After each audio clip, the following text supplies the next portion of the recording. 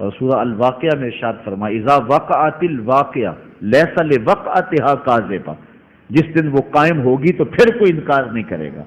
آج موت کا انکار کوئی نہیں کرتا، کسی دھرم میں، کسی مذہب میں، کسی عقیدے میں، کسی فرقے میں، کسی گروہ میں، کسی طبقہ زندگی میں آپ موت کا انکار نہیں پاتے۔ موت ہے ہنگامہ آرا کل زمیں خاموش میں، ڈوب جاتے ہیں سفینے موج کی آغوش میں۔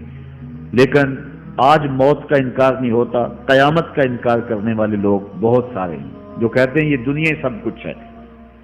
آج کل تو بہت سارے مسلمانوں کا انداز بھی یہ ہو گیا ہوا ہے کہ وہ قولاً تو نہیں لیکن جو عملی زندگی ہے وہ اسی بات کی گواہی دے رہی ہے جس طرح سب کچھ یہی دنیا ہو اور آخرت کوئی نہیں ہے۔ رویہ، انداز، طرز زندگی اور انداز معاشرت اسی کی طرف اشارہ دے رہے ہیں اور اسی بات کی چغلی کھا رہے ہیں کہ بس یہی دنیا ہے، بابر بیش کوش کہ عالم دوبارہ نیز۔ بابر نے کہا تھا کہ جو ہے وہ عیش کر لے، زندگی سے لطف اٹھا لے، دوبارہ زندگی نہیں ہے۔ اور آج یہ بات بھی کہی جاتی ہے یہ جہاں مٹھا اگلا کس نے ڈٹھا، اور یہ سارے قیامت کے انکار کی صورتیں ہیں۔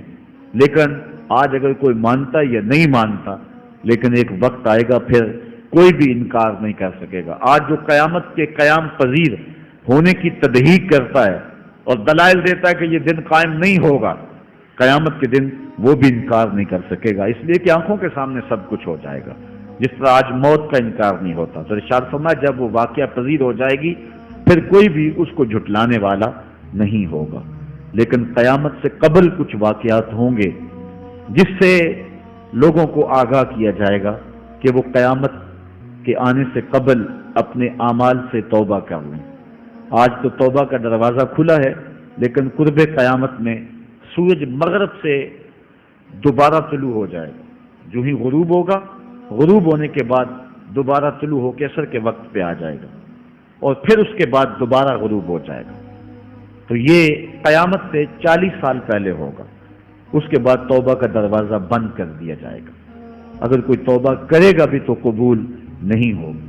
آج ہمیں موقع دیا گیا ہے کہ مرنے سے 1 سال پہلے بھی توبہ کر لیں، 1 مہینہ پہلے بھی توبہ کر لیں، موت سے 1 دن پہلے بھی توبہ کر لیں، 1 گھنٹہ پہلے بھی توبہ کر لیں، 1 لمحہ پہلے بھی توبہ کر لیں۔ اللہ تعالیٰ یہ نہیں دیکھتا کہ اس کی ساری زندگی گناہوں میں گزری ہے، وہ دیکھتا ہے میرا بندہ آخر میری چوکھٹ پہ آ گیا، وہ پچھلے سارے گناہ معاف فرما دے۔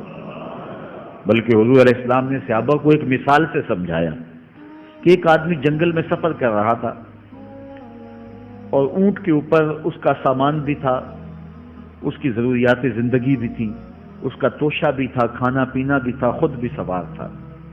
چلتے چلتے جنگل میں کسی درخت کے ساتھ اپنا اونٹ باندھ کر کے وہ دوپہر کاٹنے کے لیے، سستانے کے لیے وہاں کچھ دیر کے لیے رکا۔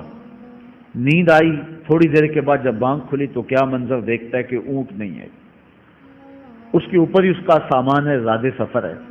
اب صحرا میں اونٹ کا کھو جانا گویا زندگی کا کھو جانا۔ اس بات کا ادراک وہ لوگ رکھتے ہیں جنہوں نے صحراؤں کا سفر کیا ہے۔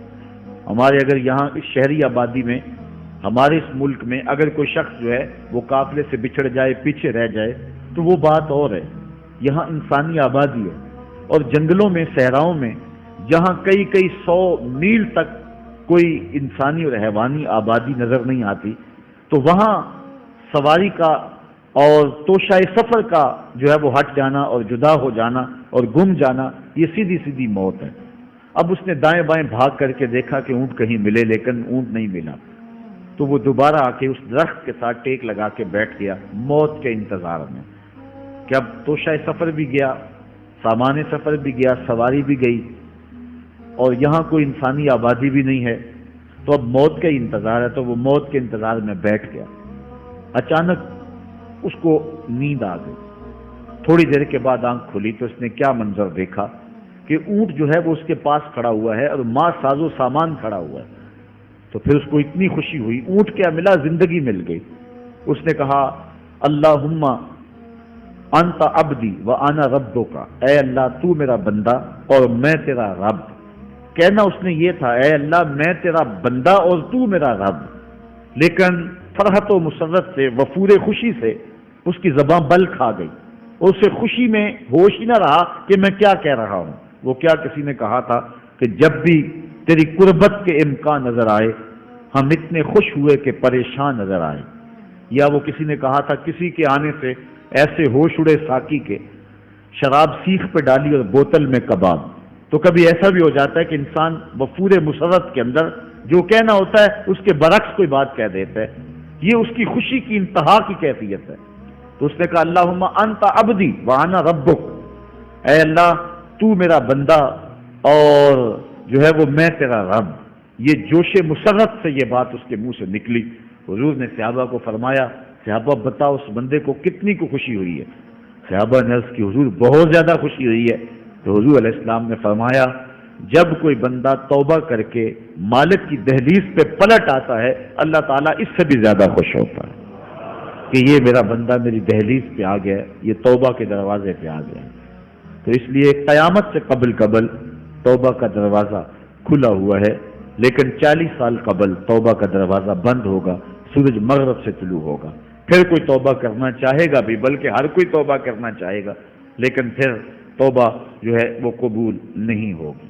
اس طرح اور بہت سارے واقعات قیامت سے قبل جو ہیں وہ ظاہر ہوں گے، جن کی نشاندہی حضور نبی رحمت صلی اللہ علیہ وسلم نے فرمائی ہے۔ حضرت حذیفہ بن اسید انصاری رضی اللہ تعالی عنہ فرماتے ہیں کہ حضور تشریف لائے اور ہم کسی امر میں بات کر رہے تھے، تو حضور علیہ السلام نے ارشاد فرمایا کہ تم کس چیز کا تذکرہ کر رہے ہو؟ تو ہم نے عرض کی حضور ہم قیامت کے بارے میں ذکر کر رہے ہیں۔ تو حضور علیہ السلام نے ارشاد فرمایا کہ قیامت اتنی دیر تک قائم نہیں ہوگی جب تک یہ نشانیاں پوری نہ ہو لیں۔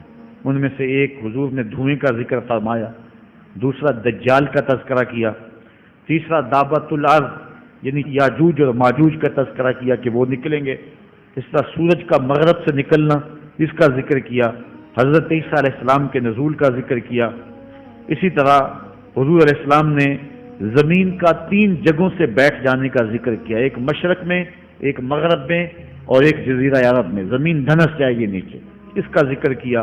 اور یمن کی جانب سے ایک آگ نکلے گی جو لوگوں کو دھکیل کر کے شام کے میدان میں لے آئے گی، اس کا تذکرہ کیا۔ فرمایا جب تک یہ نشانیاں پوری نہیں ہو جاتی اتنی دیر تک قیامت قائم نہیں ہوگی۔